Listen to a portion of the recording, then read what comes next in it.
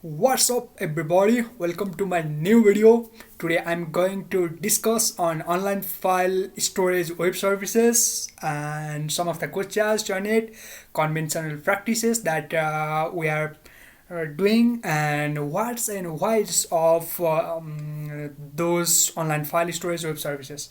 Okay, let's us begin. So today I'm going to discuss basically on AWS S3, Cloudinary, and GCS Google Cloud Storage.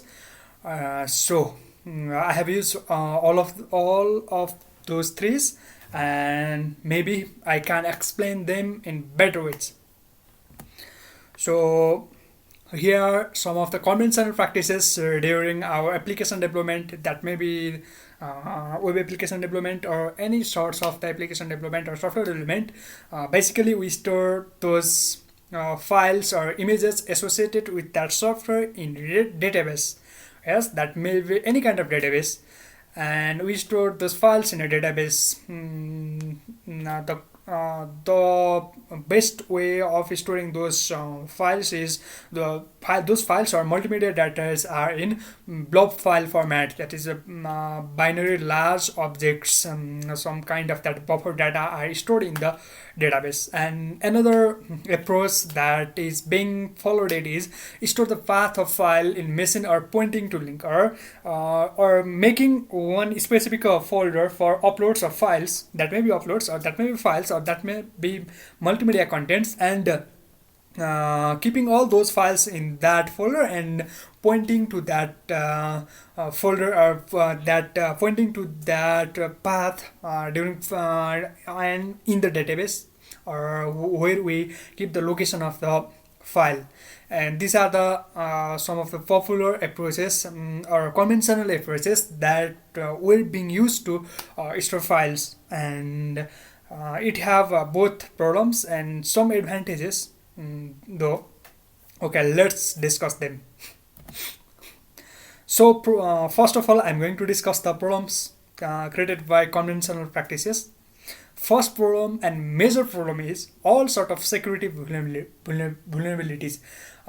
Security vulnerabilities are caused due to the exposure of the path of the file. As the file are stored on certain content, and while fetching those, the link are directed to that folder. So those files are exposed. That may be sensitive. There may be the folder may contain sensitive data, maybe that unexposable, undisclosable contents, files and medias, maybe citizenships, voter cards, or any others. So that may get exposed, and that may cause security vulnerabilities due to the exposure of the file contents and folders. And second one is it's of unnecessary space. Is the bulk files takes huge space. That binary data, the data and the buffer data are kind of large, and as they are of multimedia content, so it takes unnecessary space. Obviously, it is that the first approach of it is due to storing that bulk file wholly in the database. And another is increase the cost of backup data. And if we store the file on the database, then we have to query that data and then back up those data regularly. So the backup and restore cost is very high in case of those bulk files, and if we store those files in database. And another, if we use those that pointing links to certain folders, then that will cause the fetching process slow, and that have to be loaded while loading the software, so the application will be slow. And the security vulnerabilities is the main issue of that practice, because the whole file get exposed. That the bulk file may contain some sensitive data, or the the pointing folder may contain sensitive data. So because of that, those conventional practices are not supposed to be better, and they are not followed these days. In case of large application, still they are being followed by beginners, and small applications, but in case of large applications, the architecture are not set to be like that. So here are some possible solutions for those conventional practices. First one is soft file with CDN, and second one is online file storage service. This is the actual topic I was supposed to discuss in this video. First one, these both have some pros and cons. I'm going to discuss that with you. First one, soft file with CDN, content delivery network.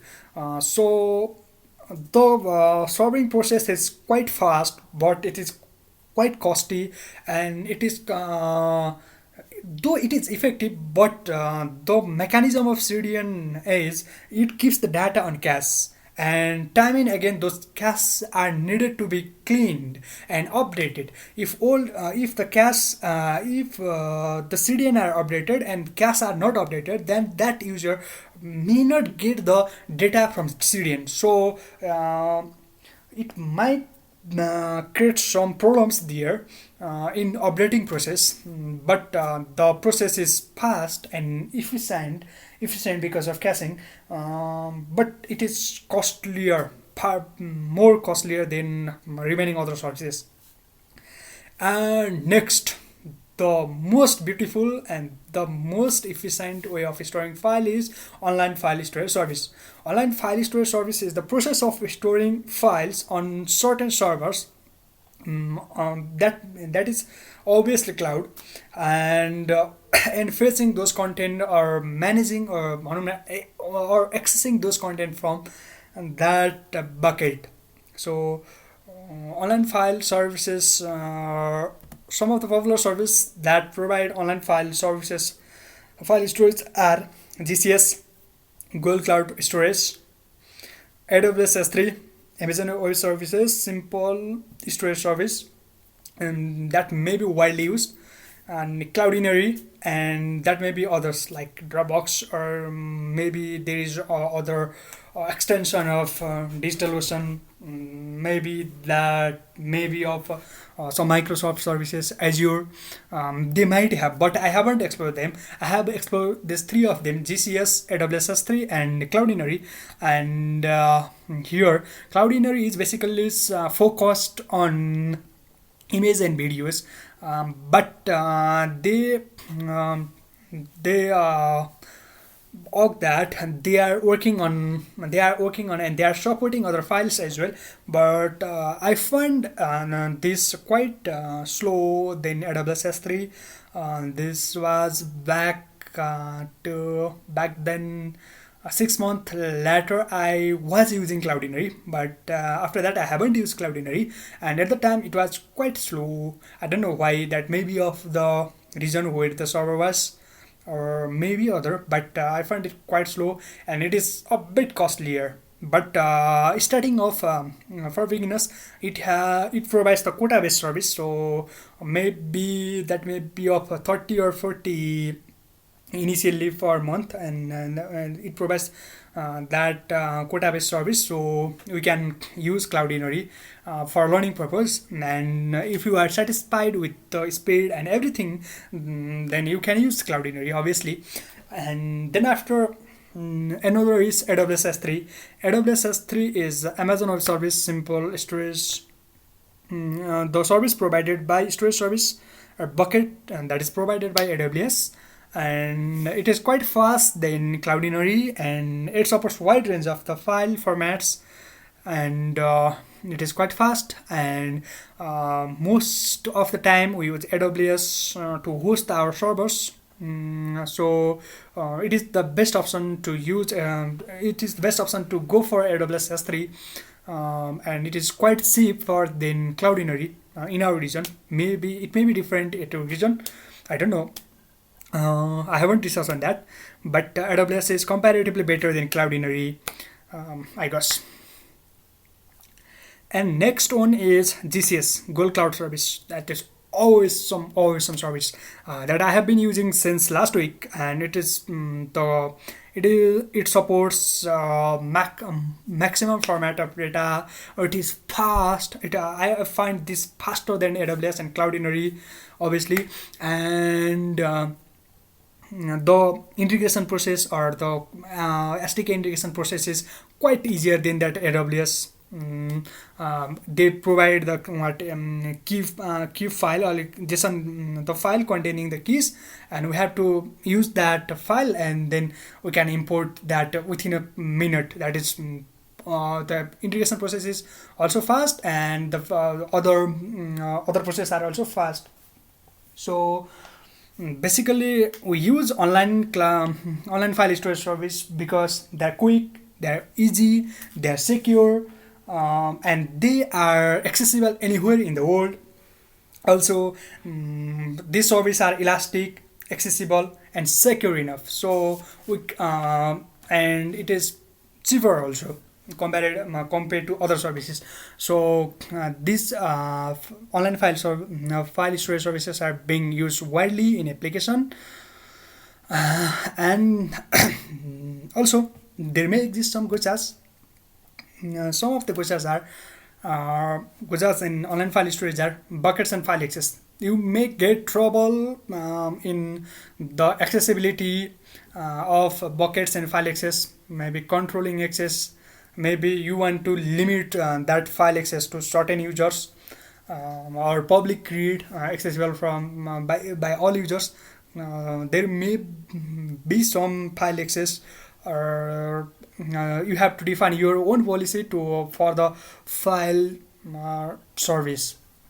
There may not be enough permissions, or may not have enough access policies, but some of the services provide you the custom policy definition, so you may use of them, but still there are some lacks or gochas on those accessibilities.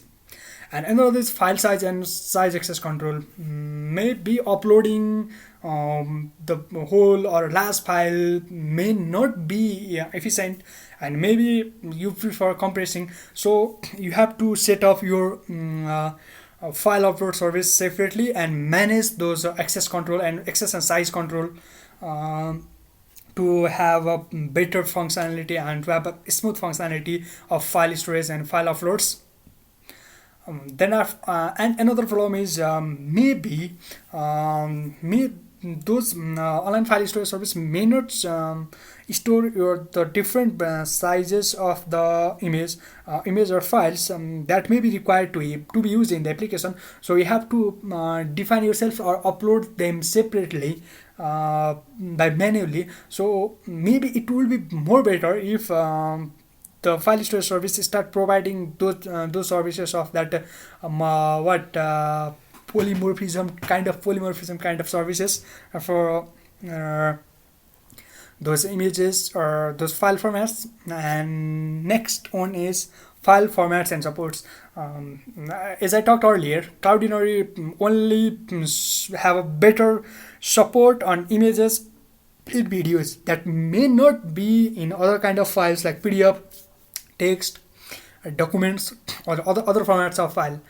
But AWS S3 has a more number of other file format support, and maybe they support some kind of encodings for that different files like SVGs, PNGs, and many more. So you may get a problem on that file format support.